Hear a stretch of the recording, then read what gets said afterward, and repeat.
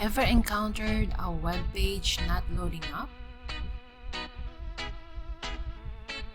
I kept refreshing but nothing's coming out. The screen is all blank.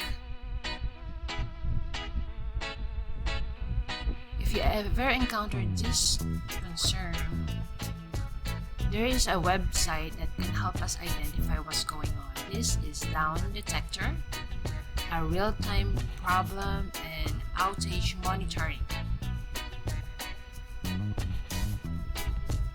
So this is a list of the companies they monitor.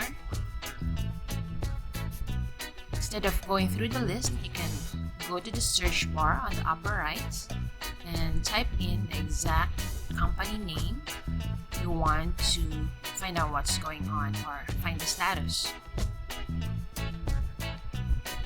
So I searched for OpenAI for the company that caters chat-gpt, and currently there is an ongoing outage.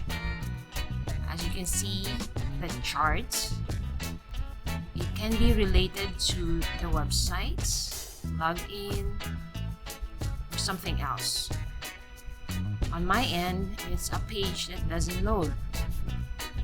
So what I did is I sent a report about this with the something else button, and I reported that the page doesn't load.